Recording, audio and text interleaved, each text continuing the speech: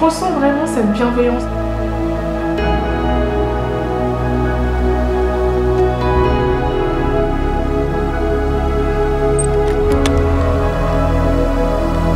C'est vraiment des cabanes mises à disposition.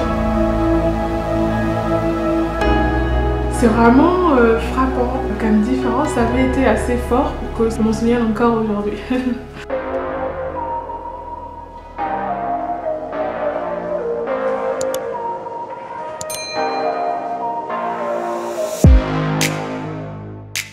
Hey, bienvenue sur ma chaîne. Oui, je sais, ça fait longtemps. J'avais prévu de faire une vidéo pour expliquer pourquoi en fait j'ai eu un moment de pause, un peu beaucoup contre mon gré. Parce que ce serait tellement plus simple pour moi de vous rapporter à cette vidéo pour tout expliquer parce que ça a aussi eu des impacts sur la chaîne. Mais je sais pas si je vais la faire parce que je pourrais tout simplement utiliser mon énergie à faire autre chose. Et que c'est pas toujours des trucs très joyeux, on n'a pas forcément envie d'y penser non plus. Bref, aujourd'hui j'avais envie de vous parler de la Suède, ça fait un moment, j'ai trop hâte, enfin bref, j'adore parler de la Suède au cas où vous n'avez pas remarqué. Et j'avais envie de parler avec vous de ces aspects de la philosophie suédoise ou de l'esprit suédois que j'aime beaucoup. À l'occasion pour vous d'en apprendre un peu plus sur la Suède.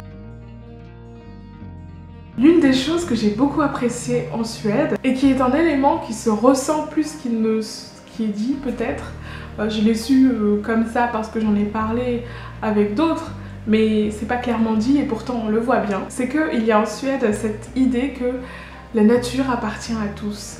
Alors, vous allez me dire, ça fait bizarre, oui partout la nature appartient à tous, mais je sais pas comment vous l'expliquer, ça se manifeste à un autre degré. Pour vous donner un exemple en fait, c'est rare les endroits en Suède où tu ne peux pas camper, en fait je sais même pas si ça existe. Un autre exemple, mais c'est du... Enfin ça m'avait marqué, hein, vraiment frappé quand je suis arrivée en Suède parce que l'une des premières choses que j'ai fait c'est aller au lac, ce qui est une habitude à Umeå, là où j'ai fait mes études.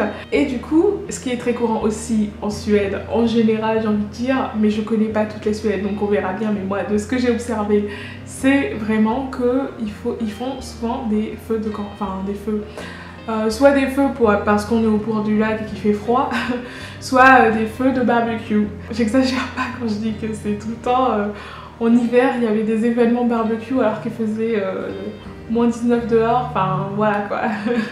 Ça m'avait frappé, c'est assez marquant on va dire, et c'est assez drôle, une expérience à vivre. Et du coup, vu qu'on fait souvent des feux de camp, ça fait bizarre dire feu de camp, mais vous voyez ce que je veux dire. Et bah, ce qui m'avait frappé, c'est que au lac, pour vous donner une petite idée, il y a plusieurs endroits où le bois déjà coupé est disponible à un endroit et c'est gratuitement. Je sais pas si vous vous rendez compte, jamais en France j'ai vu, bon j'ai pas fait toutes les forêts du monde, hein, mais jamais en France j'ai vu au bord des lacs à un endroit où ils te mettaient à disposition du bois gratuitement.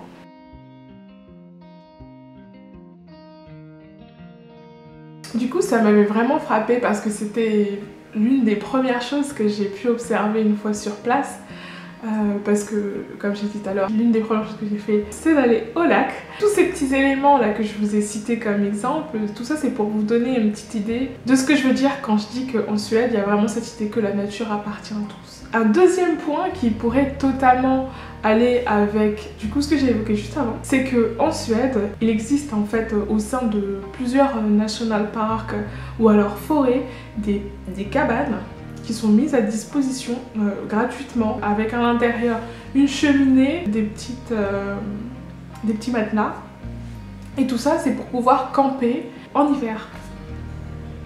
Je sais pas si vous vous rendez compte. Enfin moi ça m'avait vraiment frappé parce que je me suis dit attends, mais je te jure que j'ai eu du mal à comprendre, j'étais en train de dire faut pas réserver, c'est pas payant, il n'y a pas d'endroit, c'est vraiment des cabanes mises à disposition. Bien sûr l'idée c'est de camper, hein, pas du tout d'y vivre, de toute façon c'est impossible, c'est isolé à perpète-les-oies. Ça permet que si jamais on fait une visite d'un national park et que mettons le chemin il a été plus long que prévu, bah vous avez un endroit pour dormir la nuit et repartir. Souvent ça aussi, si vous êtes des amateurs de randonnée et que vous adorez camper, bah voilà quoi, vous avez l'option, vous avez votre tente et s'il fait trop froid, il y a la cabane. Et souvent l'idée hein, c'est de venir avec son duvet quand même, il y a le matelas mais il faut venir avec son duvet comme si tu campais, mais au moins t'es à l'abri. so different. warm here. You see this? I'm gonna... You know why you need this? No. No? To sit outside because it's the wood is so freezing. cold. Yeah, that's right. Okay. Just keep my bag. Oh, I like this place. Just goes outside so you don't. Oh, Yeah. nice. We even have a little kitchen. Nothing, just sorting out. Je sais pas, moi c'est vraiment frappant comme différence. Dites-moi si ça vous marque, si ça vous surprend, si vous êtes... quel effet ça vous fait de savoir ça? Parce que moi, franchement, j'avais vraiment du mal à y croire, hein, tellement c'était bien, enfin c'était impressionnant, on va dire. Un autre aspect de la philosophie suédoise que j'ai beaucoup aimé, c'est le côté « venez comme vous êtes ».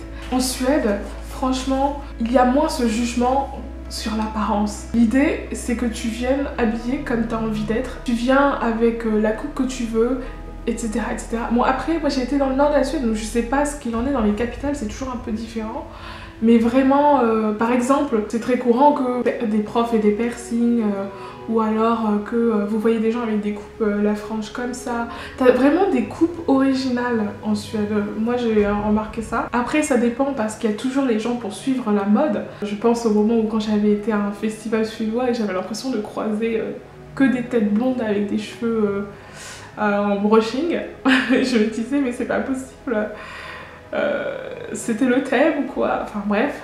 Mais franchement, je pense que ce que j'ai le plus apprécié, c'est de voir de la diversité en termes de vêtements, coupes et autres au sein d'institutions, enfin comme l'université. En tout cas, moi en France, je ressens que c'est des endroits où tu fais pas n'importe quoi, alors que là-bas, tu t'habilles un peu comme tu veux. Un autre truc aussi, du coup, en rapport avec ce point-là, c'est que on a moins tendance, enfin moi j'ai moins ressenti en Suède cette tendance à associer un type de vêtement avec un type de personne, enfin, ou un type de comportement plutôt. Par exemple, c'est très courant de voir des gens en costard-cravate qui traînent des poussettes, enfin des paires en fait. Et c'est pas parce qu'ils sont en costard-cravate qu'ils vont pas pousser des poussettes, tu vois. Et c'est aussi un autre rapport aux vêtements. En tout cas, franchement, j'ai pu observer ça et je me dis c'est vraiment trop cool que ce soit comme ça. Vraiment des coupes originales, j'adore. Enfin bref.